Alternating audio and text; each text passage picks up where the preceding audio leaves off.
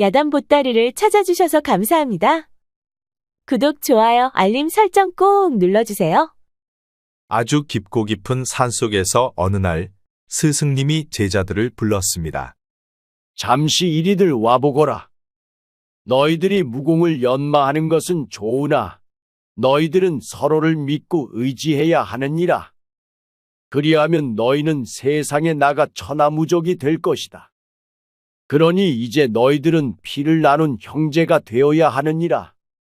네, 알겠습니다, 스승님. 명심하겠습니다, 스승님. 저도 명심하겠습니다, 스승님. 스승님은 삼형제가 서로 피를 섞어 나누어 마시는 피의 의형제 의식을 거행해 주었습니다. 이로써 세 아이는 피를 나눈 삼형제가 되었지요. 혁이, 제서, 소희, 세 아이는 전쟁으로 부모를 잃은 전쟁고 아들이었습니다. 세 아이는 국경마을 근처 한 마을에 살았는데 전쟁으로 마을 사람들이 모두 죽거나 피난 가고 없었지요. 그리하여 각기 부모를 잃고 고아가 된 세 아이를 스승님이 데려와 무공을 가르친 것이었습니다. 스승님의 훈련은 무척 가혹하였습니다. 눈 내리는 추운 겨울에도 훈련은 멈추질 않았지요. 삼형제는 며칠 동안 잠도 자지 않고 훈련만 하기도 하였습니다. 강인한 정신력을 기르기 위해 스승님은 일부러 가혹한 환경을 만들기도 하였지요. 첩첩 산중 깊은 계곡에서는 삼형제의 기합 소리가 단 하루도 끊이질 않았습니다. 그리고 어느덧 세월이 흘러 삼형제는 20세가 되었지요. 그러자 스승님이 삼형제를 불렀습니다. 자, 이제 너희들이 하산할 때가 되었구나. 하지만 꼭 명심 또 명심해야 하느니라.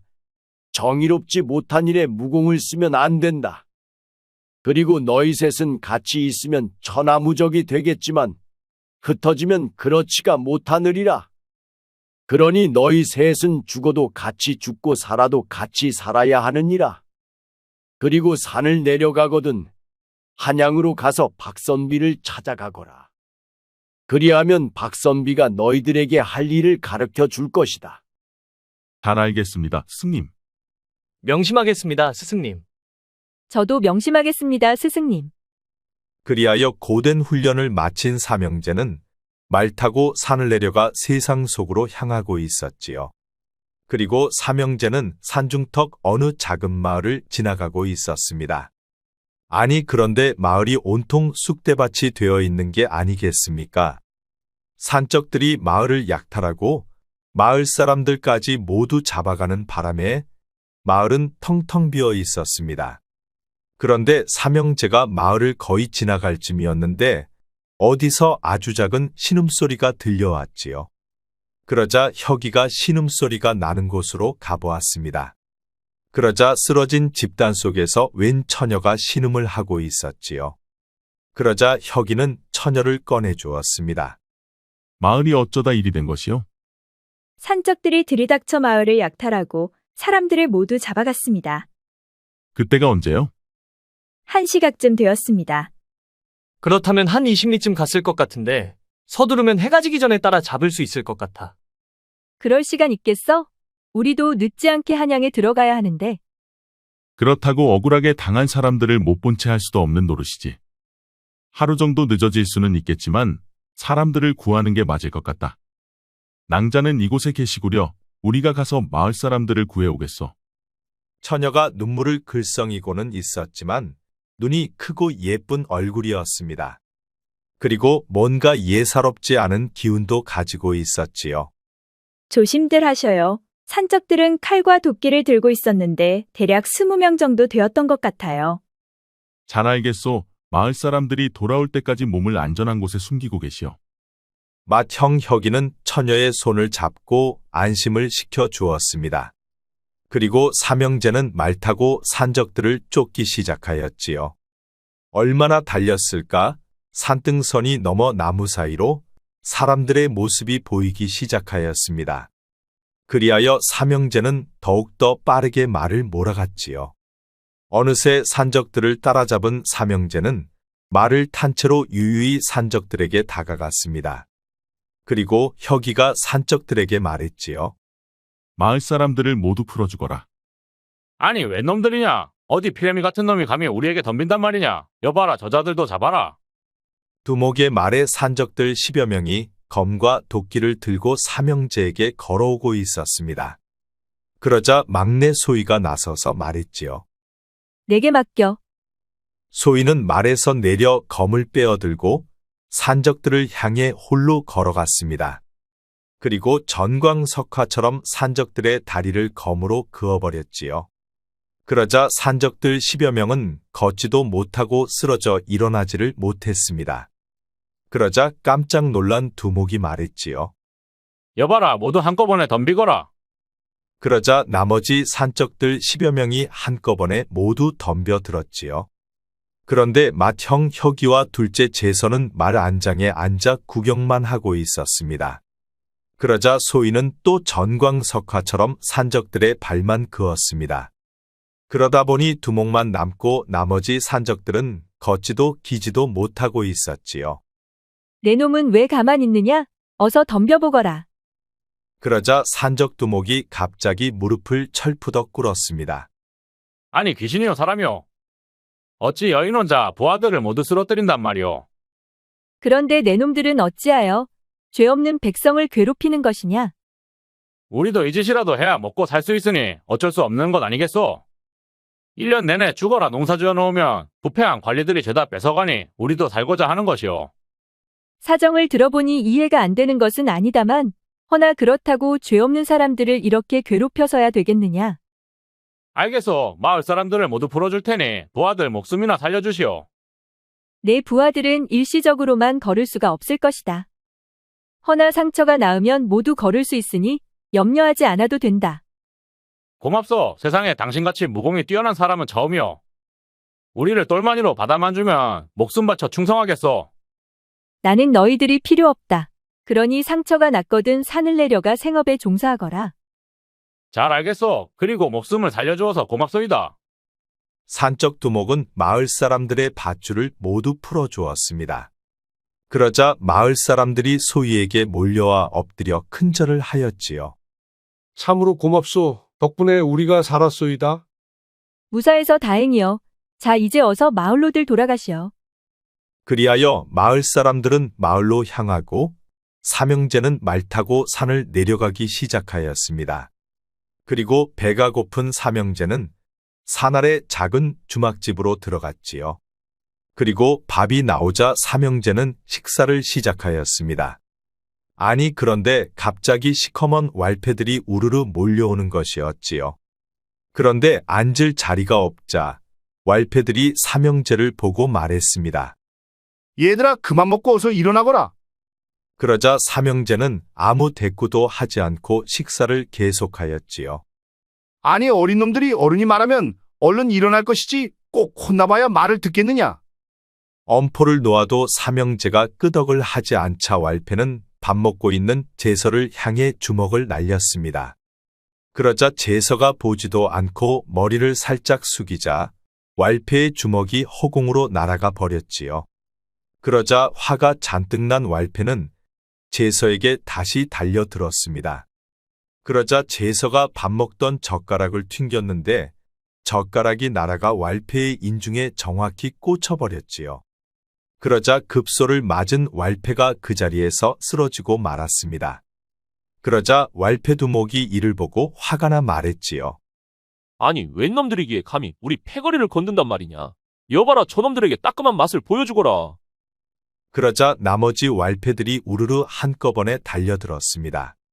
그런데도 삼형제는 꿈쩍도 하지 않으면서 밥 먹기를 계속하였지요. 그리고 한 손은 칼집 끝으로 달려드는 왈패들의 급소를 정확히 찌르고 있었습니다. 그런데 그렇게 급소를 찔린 왈패들은 순식간에 쓰러져 일어나지를 못했지요. 왈패들은 삼형제 몸에 손도 못 대보고 쓰러져 나가고 있었습니다. 그리고 잠시 후 두목만 남고 왈패들은 죄다 땅바닥에 널브러져 있었지요. 아니, 내 놈들은 도대체 누구냐? 이 바닥에서 처음 보는 놈들 같은데 어서 정체를 밝히거라. 그러자 마침 밥을 다 먹은 소희가 떠들어대는 왈패를 향해 젓가락을 튕겼지요. 그러자 젓가락이 날아가 왈패 두목의 목젖에 꽂히는 것이었습니다. 그러다 보니 왈패 두목은 퀭퀭거리며 더 이상 말을 할 수가 없었지요. 그리하여 떠드는 사람도 없고 조용해지자 삼형제는 남은 밥을 마저 다 먹고 주막집을 나왔습니다. 그리고 다시 말 타고 한양으로 향했지요. 그리고 한양에 당도한 삼형제는 어느 기와집 대문을 두드렸습니다. 어디서 오셨는감요? 백도사님께서 보냈다 이르거라. 그러자 머슴이 달려가더니 이내 다시 돌아왔습니다. 어서 들어오시지요. 삼형제는 머슴을 따라 기와집 안방으로 들어갔습니다. 어서 들어오시게. 오느라 고생들 많았네. 그래, 백도사님께서는 무탈하신가? 그렇습니다. 스승님께서는 건강히 잘 계십니다. 그럼 다행이로군. 자, 오느라 피곤들 할 테니 한 며칠간은 푹들 쉬시게. 쉬고 나면 할 일들이 많을 것이야. 그리하여 삼형제는 각각의 방으로 들어가 여독을 풀었습니다. 참으로 오래간만에 느껴보는 편안함과 여유였지요. 10년 넘는 세월 동안 삼형제는 단 하루도 쉬어본 적이 없었습니다. 훈련과 훈련, 잠자는 시간 외에는 온통 훈련뿐이었지요. 삼형제는 각자의 방에서 오래간만에 여유로운 시간을 가질 수가 있었습니다. 그리고 어느덧 3일이 훌쩍 지나갔지요. 자, 이제 푹들 쉬었을 테니 서서히 움직이세. 박선비는 봉투 속에서 용모파기를 하나 꺼냈습니다. 이자가 국보급 보물들을 밀무역을 통해 명나라로 빼돌리고 있는 자이다. 헌데 포도청에서는 손도 못 대고 있지. 그러니 이자는 산채로 잡아서 배우를 캐내야만 한다네. 알겠습니다. 헌데 조심하시게. 이자 주변에는 항상 호위무사들이 있다네. 명심하겠습니다. 삼형제는 박선비 집을 나와 말 타고 한양의 커다란 상단으로 향했습니다. 그리고 상단 입구를 지키는 문지기에게 둘째 제서가 물었지요. 이곳에 김판수 대행수가 있느냐? 어디서들 오셨소? 우리는 대행수에게 볼 일이 있는 사람들이다. 그러니 어서 안으로 안내하거라. 대행수는 지금 자리에 안 계시오. 그럼 어디로 갔단 말이냐? 누구인지도 모르는 사람에게 그것까지는 말해줄 수가 없소이다. 어쨌든 너는 대행수가 어디로 갔는지 알고 있으렸다? 제서는 말에서 내려 문지기에게 걸어갔습니다. 그리고 순식간에 명치를 손가락으로 찔렀는데 문지기가 욱하고 쓰러졌지요. 대행수의 행방을 대지 않으면 너는 오늘 반신불구가 될 것이다. 그러자 겁먹은 문지기가 말했습니다. 대행수는 폭으로 갔소. 상단 문지기를 통해 대행수의 행방을 알게 된 삼형제는 말 타고 폭으로 향했습니다. 한참을 말 타고 달려 산길을 넘으니 폭우가 한눈에 내려다 보였지요. 아니 그런데 명나라 배가 마침 떠나려 하고 있었습니다. 그러자 삼형제는 전속력으로 말을 몰아 달려갔지요. 그리고 포구에 도착하자마자 삼형제는 곧바로 날아올라 출발하는 배 위에 올라탔습니다. 그러자 명나라 무사들이 검을 빼어들고 삼형제에게 덤벼들었지요. 내게 맡겨. 이번에는 둘째 제서가 나섰습니다. 그러자 혁이와 소인은 팔짱을 끼고 구경하고 제서는 명나라 호위무사들과 싸우기 시작하였지요. 제서의 몸놀림은 전광석화처럼 무척 빨랐습니다. 수십 명의 명나라 호위무사들이 추풍낙엽 떨어지듯이 우수수 나가 떨어지고 있었지요. 그러자 명나라 호위무사들의 대장으로 보이는 사람이 검을 빼어들고 제서에게 덤벼들었습니다. 그런데 명나라 호위무사 대장의 무공도 보통 실력이 아니었지요. 칼춤을 추는 대장의 모습이 마치 한 마리 학이 날아오르는 듯 하였습니다. 그러자 제서는 현란한 명나라 호위무사 대장의 칼춤을 피해 번개처럼 일격을 가했습니다. 그러자 명나라 호위무사 대장의 옆구리에 제서의 검이 깊게 박히는 것이었지요. 불과 차 한 잔 마시는 시간도 안 되는 짧은 시간이었습니다. 제서 혼자서 명나라 상단의 호위무사 수십 명을 쓰러뜨린 것이었지요. 그리고 삼형제는 배 안에 잠겨있는 문을 부수고 숨어있는 상단 대행수를 끌어냈습니다. 당신이 김판수 대행수요? 그렇소만 당신들은 유시길래 어찌 나를 찾는 것이오? 김판수 대행수가 확인되자 제선은 김판수 대행수를 바다에 던져버렸습니다. 그리고 삼형제도 바다에 뛰어들었지요. 그리고 삼형제는 김판수를 끌고 무트로 올라왔습니다. 그리고 제선은 김판수를 다시 기절시켜버렸지요. 그리고 삼형제는 김판수를 말에 태워 산속 어느 오두막집으로 말 타고 달려갔습니다. 그러자 그곳에는 박선비가 호위무사를 데리고 먼저 도착해 있었지요. 수고들 했다. 그자를 이리 데려오거라. 그러자 제선은 상단 대행수를 번쩍 들어 박선비 앞에 내려주었습니다. 그런데 상단 대행수는 아직도 기절한 채 의식도 없었지요. 이자가 어찌 의식이 없는 것인가? 잠시 기절했을 뿐이요. 한 시각도 안 되어 곧 깨어날 것이외다. 그리고 잠시 쉬고 있는 사이 대행수가 드디어 깨어났습니다. 이곳은 어디요? 왜 날 잡아온 것이요? 김판수 대행수가 깨어나자 박선비가 물었습니다. 내 놈이 국보급 유물들을 명나라로 빼돌리고 있다는 것을 이미 잘 알고 있다. 그러니 지금부터 묻는 말에 한치의 거짓도 없이 답해야 할 것이다. 내 놈은 보물들을 어디서 가져오는지 말하거라. 귀신지는 모르오나 그것을 알면 절대 살아남지 못할 것이요. 우리가 살고 죽는 것을 내 놈이 신경 쓸 일이 아니다. 그러니 어서 바른 대로 답하거라. 당신들이 나를 이렇게 하고도 살아남을 수 있다 생각하시오. 내가 잘못되면 당신들은 절대 살아남을 수 없소이다. 김판수 대행수가 끝까지 입을 열지 않자 박선비가 호위무사에게 말했습니다. 이자의 입에서 바른 말이 나오게 하거라. 그러자 박선비의 호위무사가 김판수를 의자에 앉히고 꽁꽁 묶었습니다. 그리고 사정없이 주리를 틀었지요. 그러자 김판수 대행수의 비명소리가 온 산에 쩌렁쩌렁하게 울려 퍼졌습니다. 박선비의 호위무사가 어찌나 잔인하게 주리를 틀어대는지 김판수 대행수가 결국 견디지 못하고 입을 열었지요. 말하겠소. 그러니 제발 좀 멈춰주시오. 그래, 이만 멈추거라. 그럼 이제 어서 순순히 말해보거라. 유물들은 예판대감의 승인 아래 예조를 통해서 받고 있소이다. 아니, 예조라면 나라의 국보들을 관리해야 하는 자리가 아니더냐. 그런데 어찌 나라의 국보들을 빼낸단 말이냐. 그것까지는 모르오. 헌데 어마어마한 돈이 예조 판서에게 들어가고 있는 것은 확실하오. 그렇다면 예조 판서는 어찌하여 나라의 국보를 처분하여 엄청난 자금을 확보한단 말이냐. 나도 그 이상은 모르오. 김판수 대행수에게서 더 얻을 게 없다고 판단한 박선비는 김판수 대행수를 오두막집에 가두었습니다. 내 너를 살려는 줄터이나 일이 끝날 때까지는 이곳에 있어야 한다.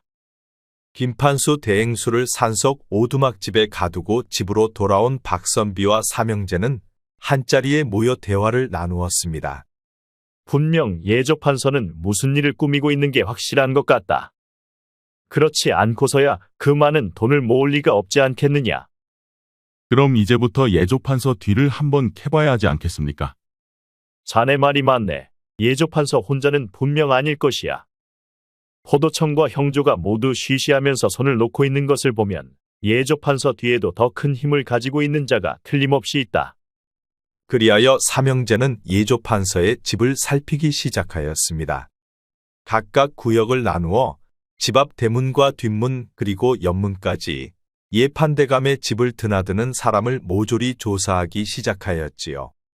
그렇게 며칠을 감시를 하다 보니 혁이의 눈에 수상한 자가 포착되었습니다.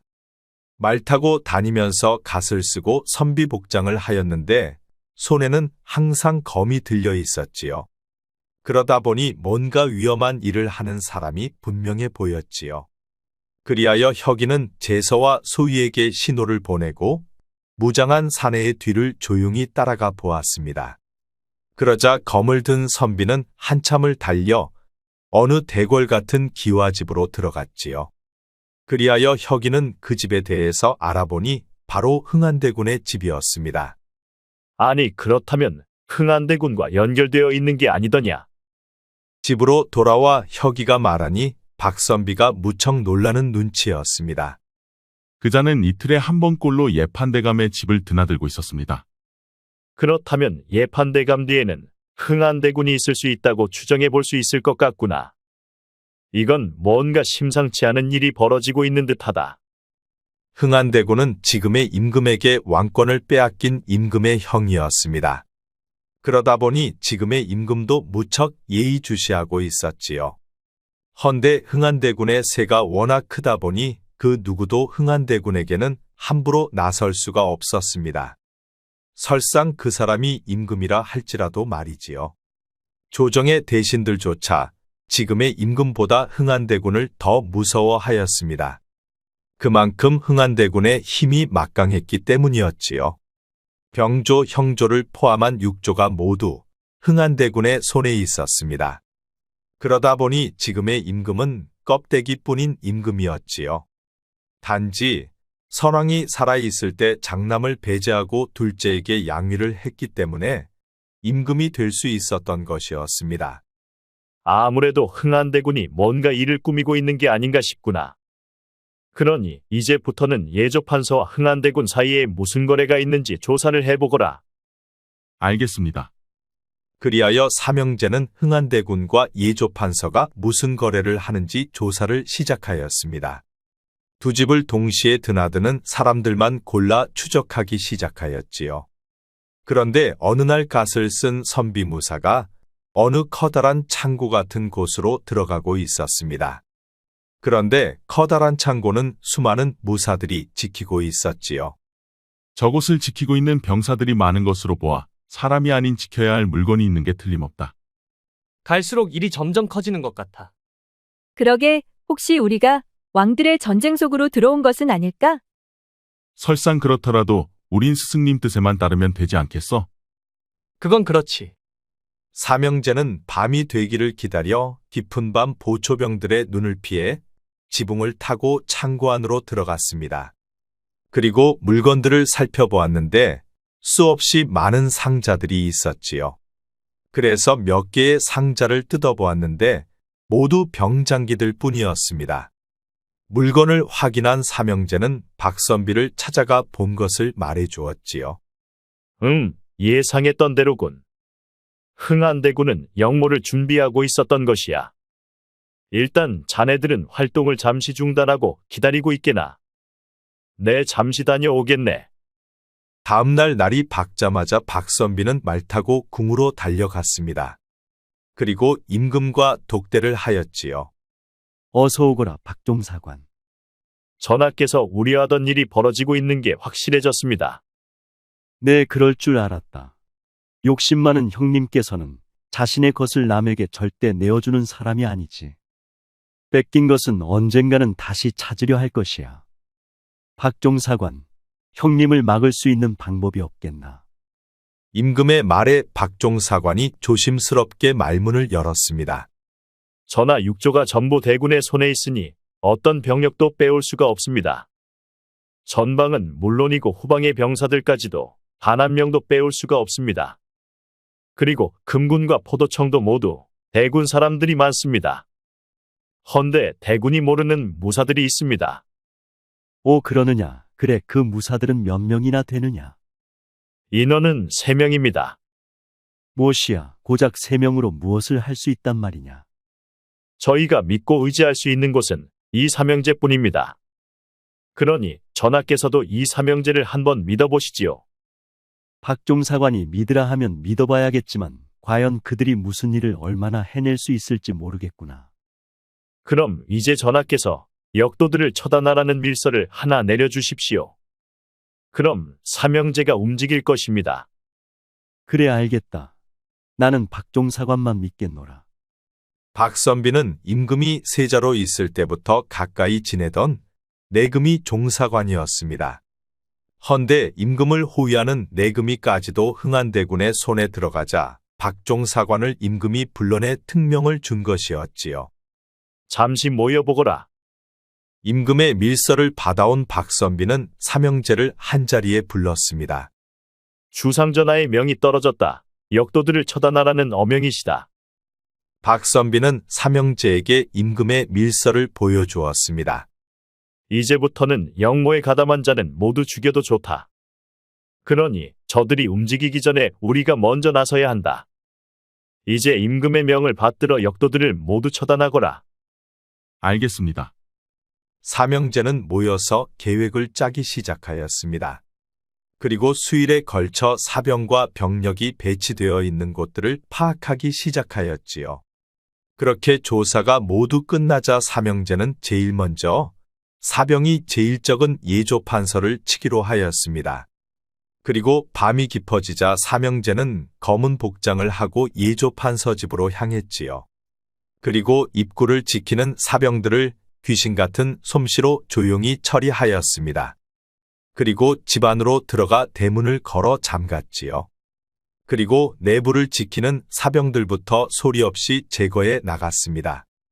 그러자 자고 있던 사병들이 일어나 밖으로 나와봤지만 이미 때는 늦어 있었습니다. 밖으로 나오는 족족 삼형제의 칼날이 먼저 빨랐기 때문이었지요. 예조판서 집에는 100여 명의 사병들이 있었지만 힘도 한번 제대로 써보지도 못하고 순식간에 모두 쓰러져 갔답니다. 그리고 예조판서의 목도 떨어지고 말았지요. 그러다 보니 한 시각도 안 되어 여인들을 뺀 남자들은 모두 죽고 없었습니다. 예조판서 집을 쑥대밭으로 만든 삼형제는 말 타고 형조판서 집으로 달려갔습니다. 그러자 형조판서의 집에는 수백 명의 사병들이 있었지요. 입구 보초병들을 제거한 삼형제는 안으로 들어가 대문을 걸어 잠갔습니다. 그리고 본격적으로 도륙이 시작되었지요. 자고 있던 사병들이 깨어나 밖으로 나오자마자 나뭇가지에서 낙엽이 떨어지듯 힘없이 푹푹 쓰러져 갔습니다. 하지만 싸우길 포기하고 도망치는 병사들에게는 살 기회를 주었지요. 그렇게 형조판서의 사병들도 한두 시각도 되지 않아 남아있는 사병들이 없었습니다. 그리고 형조판서의 목도 이미 떨어지고 말았지요.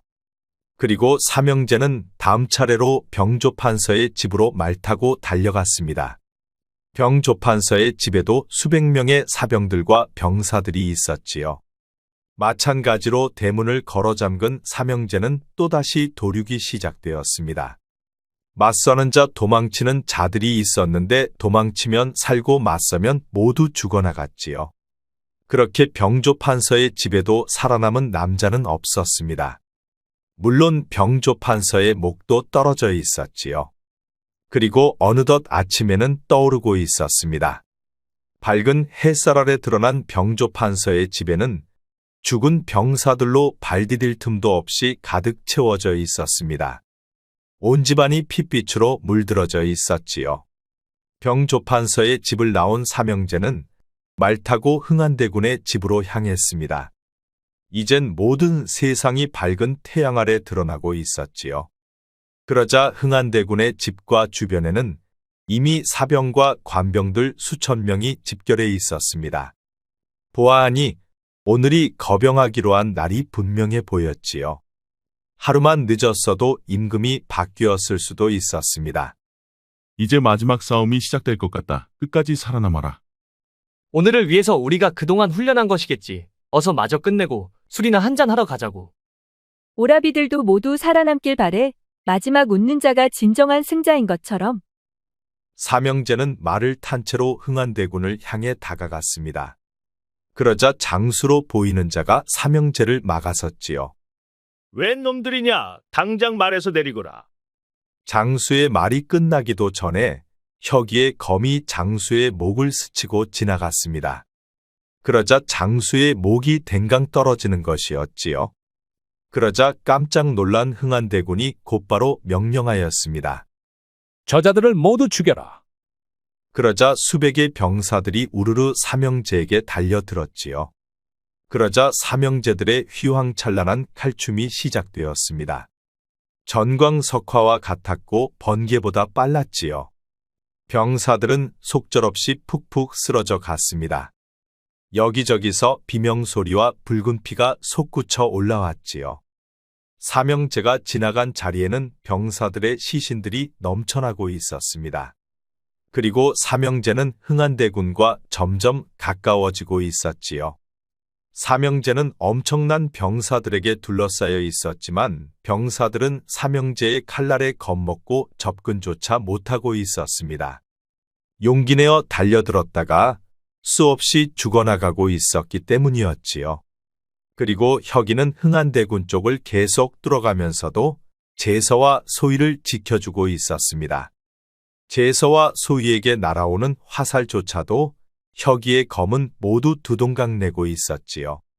이미 상당한 전투를 치렀음에도 삼형제는 지친 기색이 없었습니다.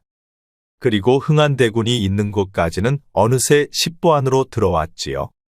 그러자 혁이는 제서와 소희에게 신호를 보내고 하늘 높이 치솟았습니다. 그리고 혁이가 땅에 발을 내딛기도 전에 흥한대군의 목은 떨어져 있었지요. 그리고 혁이의 손에는 흥한대군의 머리가 들려 있었습니다. 그러자 그 모습을 본 병사들은 대낮에 살아있는 귀신을 보는 듯 하였지요. 눈 깜짝할 사이에 시야에서 사라지는 삼형제는 귀신 그 이상이었습니다. 귀신이다, 귀신이야. 흥한대군의 목이 떨어지는 것을 보고 병사들은 겁을 먹고 걸음아 나살려라 모두 달아나기 시작하였습니다. 하지만 삼형제는 달아나는 병사들에게는 살 기회를 주었지요. 흥한대군을 측근해서 호위하던 장수들과 측근들은 모두 죽어 있었습니다. 그러자 어느새 박선비가 달려와 흥한대군의 머리를 확인하였지요. 맞네. 이자가 흥한대군이 틀림없네. 그래, 정말 대단들 허이. 내 백도사님께 자네들 이야기를 들었지만 실력이 이 정도까지일 줄은 몰랐었네.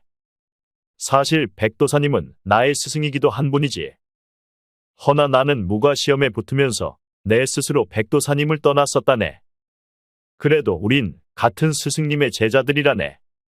임금이 된 후에도 항상 불안에 떨었던 임금은 역도들이 모두 처단되었단 박선비의 말을 듣고 크게 안도의 한숨을 쉬었습니다.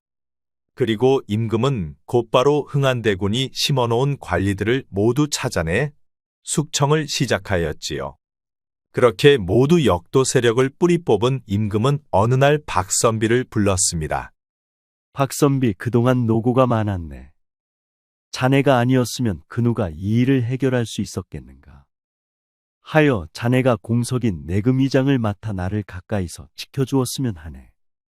성은이 망극하옵나이다, 주상전하. 그리고 자네가 믿고 일을 맡긴 그 삼형제는 내금이 종사관으로 임명하면 어떻겠느냐. 성은이 망극하옵나이다, 주상전하. 제가 가서 주상전하의 뜻을 전하겠습니다. 그리하여 박선비는 집으로 달려가 삼형제를 불러놓고 말했습니다. 주상전하께서 자네들의 공로를 높이 평가하시어 내금이 종사관으로 관직을 하사하시었네. 그것은 우리 형제들의 의견을 모아봐야 할 것 같습니다. 맞습니다. 우린 그동안 산속에서 훈련만 하면서 살아왔기에 더 많은 세상 경험을 하고 싶은 마음도 있지요. 맞습니다. 그동안 우리가 갈고 닦은 무공을 한 사람만을 위해 쓰는 게 맞는지 더 많은 사람을 위해 쓰는 것이 바람직한지 따져봐야 하지 않을까 생각합니다. 들어보니 자네들 말도 일리는 있네. 허나 이미 주상께서 내린 관직이니 함부로 거절할 수도 없다네. 자네들이 충분히 논의하고 결정이 나면 그때 다시 알려주시게. 알겠습니다. 그리고 삼형제는 스승님의 의견을 듣고자 말 타고 산으로 향했습니다. 그렇게 한참을 가다 보니 산적들에게 습격을 받았던 산중턱 마을을 지나게 되었지요. 그런데 마을 사람들이 삼형제를 알아보고 모두 나와 앞을 가로막았습니다. 아니, 우리를 구해준 청년들이 아니요? 덕분에 우리 마을이 평온하게 살게 되었으니 잠시들 오셔서 밥이라도 먹고들 가시오. 마을 사람들 성화에 못 이겨 삼형제는 잠시 마을에 들렀습니다. 그러자 마을 사람들이 저마다 닭도 잡아오고 맛있는 음식을 잔뜩 가져왔지요.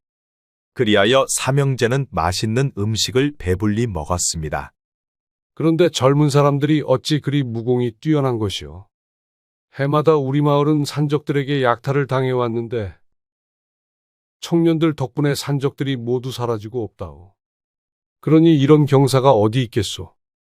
그렇다니 다행입니다. 이제서야 우리는 두 다리 뻗고 잠을 편히 잔다오. 이게 다 젊은이들 덕분이오. 마을 사람들은 저마다 삼형제에게 고맙다 큰절을 하기도 하였습니다. 헌데 마을 사람들 속에서 한 처녀가 걸어와 혁이에게 작은 보따리 하나를 건네주었습니다. 자세히 보니 집단 속에 깔렸던 처녀였지요. 혁이는 처녀를 본 순간 왠지 가슴이 설레었습니다. 눈물을 글썽이며 울고 있을 때와 지금의 밝은 표정은 달라도 너무 달랐지요. 이게 무엇이요? 먼 길을 가는 것 같아서 배고플 때 드시라고 먹을 것 좀 싸왔어요. 그렇구려. 고맙소. 그런데 이름이 무엇이요? 나는 미화라 합니다. 그렇구려. 그 이름 기억하리다. 태어나 처음으로 가슴이 설레인 혁이는 미화가 너무도 특별해 보였습니다. 비록 집단 속에서 꺼내주어 인연은 되었지만 평온한 마을에서 다시 만난 미화는 참으로 곱고 예뻤지요. 하지만 혁이는 동생들과 같이 다시 길을 떠날 수밖에 없었습니다. 인연이 된다면 또 볼 수 있을 것이요. 혁이는 인사를 마치고 자리에서 일어났습니다. 그리고 동생들과 함께 산으로 향했지요. 마을 사람들은 삼형제가 보이지 않을 때까지 두 손을 번쩍 들고 흔들어 주었습니다. 어서들 오거라. 그래, 수고들 많았다. 스승님의 고견을 듣고자 찾아왔습니다. 그래, 무슨 말이 듣고 싶은 것이냐? 역도들을 처단한 포상으로 주상께서 내금이 종사관 자리를 우리 삼형제에게 주었습니다. 헌데 우리는 아직 세상 경험을 더하고 싶은 마음도 있습니다. 하여 스승님의 통찰력 있는 고견이 필요합니다. 너희들 모두의 생각이 그러하느냐? 그렇습니다, 스승님. 저도 그렇습니다. 그래, 너희들의 생각은 당연하다. 경험해보지도 않고 후회하는 것보다 경험해보고 후회하는 것이 나으니라. 그러니 더 큰 세상으로 나가 더 많은 것들을 경험하고 배워보거라. 알겠습니다. 스승님의 뜻에 따라 더 많은 경험을 통해 더 큰 사람이 될 수 있도록 노력하겠습니다. 저도 형님과 평생을 함께하며 더 큰 사람이 되기 위해 노력하겠습니다. 저도 오빠들과 함께 같이 성장하고 발전할 수 있도록 노력하겠습니다. 그리하여 삼형제는 스승님께 큰절을 올리고 다시 산을 내려갔습니다. 그런데 산중턱에 이르자 갑자기 제서가 말했지요. 나 좀 잠시 다녀올게. 그리고 마을 쪽으로 쌩안이 달려갔습니다. 그리고 잠시 후 제서 뒤에는 미화가 있었지요. 혁이 형, 형수님 모시고 왔어. 아니 형수님이라니.